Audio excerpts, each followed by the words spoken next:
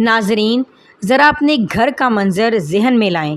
آپ کا بچہ بستر پر لیٹا ہوا ہے، اس کی نظریں اسکرین پر جمی ہوئی ہیں، انگلی مسلسل اوپر نیچے حرکت کر رہی ہے۔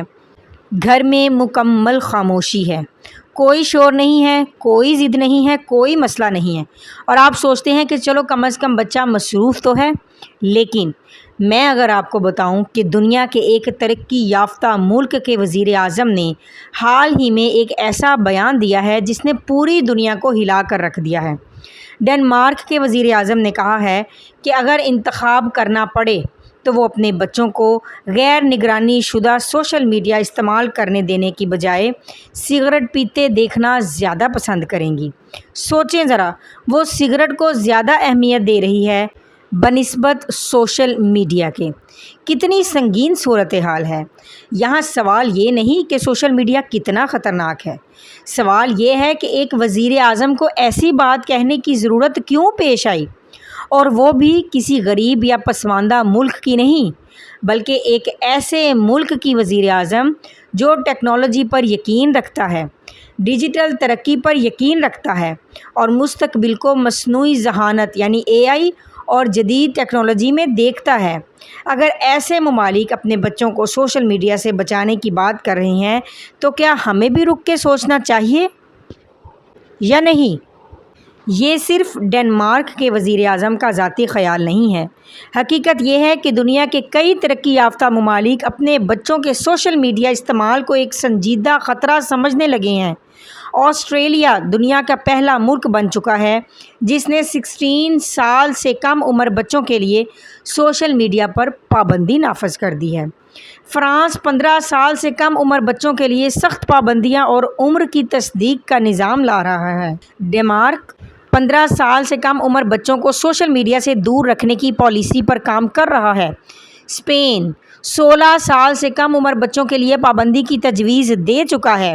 آسٹریا، یونان اور ترکی بھی 14 یا 15 سال سے کم عمر بچوں کے سوشل میڈیا استعمال کو محدود کرنے کے لیے قانون سازی کر رہا ہے۔ برطانیہ میں بھی 16 سال سے کم عمر بچوں پر پابندی اور سوشل میڈیا کے نشہ آور فیچرز کو محدود کرنے پر غور جاری ہے۔ یہاں تک کہ پولینڈ اسکولوں میں بچوں کے موبائل فون استعمال پر پابندی کی طرف بڑھ رہا ہے۔ ذرا سوچیں، دنیا کے وہ ممالک جو جدید ٹیکنالوجی بناتے ہیں، ڈیجیٹل معاشرہ چلاتے ہیں اور مستقبل کو مصنوعی ذہانت سے جوڑتے ہیں، وہ اپنے بچوں کو ڈیجیٹل میڈیا سے بچانے کی کوشش کر رہے ہیں۔ لیکن پاکستان میں 5 سال کا بچہ بھی یوٹیوب پر موجود ہے، 10 سال کا بچہ بھی ٹک ٹاک اسکرول کر رہا ہے، اور اکثر والدین اسے جدیدیت اور ترقی کی علامت سمجھ رہے ہیں۔ سوال یہ نہیں کہ دنیا کیا کر رہی ہے، سوال یہ ہے کہ کیا ہم اس خطرے کو وقت پر پہچان لیں گے یا پھر باقی دنیا کی طرح اس کے نتائج بھگتنے کے بعد جاگیں گے۔ کیونکہ پاکستان میں تو صورتحال اس وقت بہت آگے جا چکی ہے۔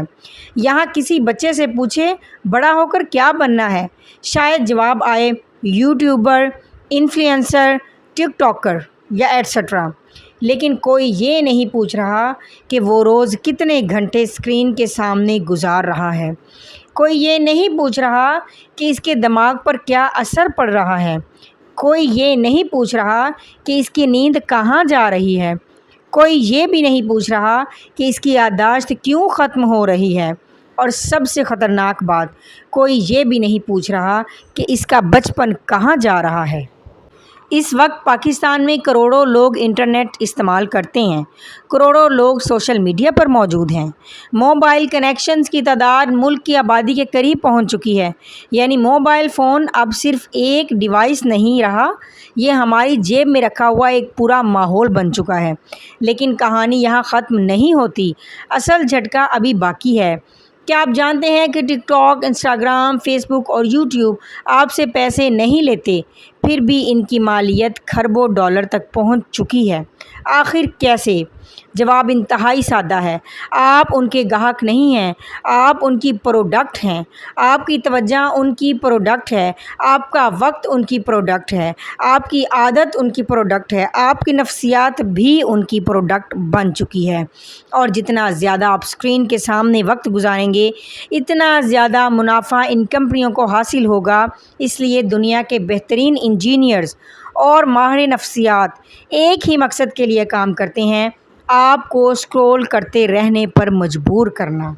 آپ صرف ایک ویڈیو دیکھنے کے لیے سوشل میڈیا پر آتے ہیں، پھر دوسری دیکھتے ہیں، پھر تیسری دیکھتے ہیں، پھر چوتھی دیکھتے ہیں اور اچانک 1 گھنٹہ غائب ہو جاتا ہے۔ کبھی سوچا کیوں؟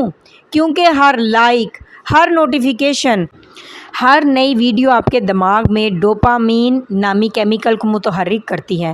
وہی کیمیکل جو خوشی اور انعام کے احساس سے جڑا ہوتا ہے، اور یہی وجہ ہے کہ آپ بار بار موبائل چیک کرتے ہیں، یہاں تک کہ جب کوئی نوٹیفیکیشن آیا ہی نہ ہو۔ اب ذرا بچوں کے بارے میں سوچیں۔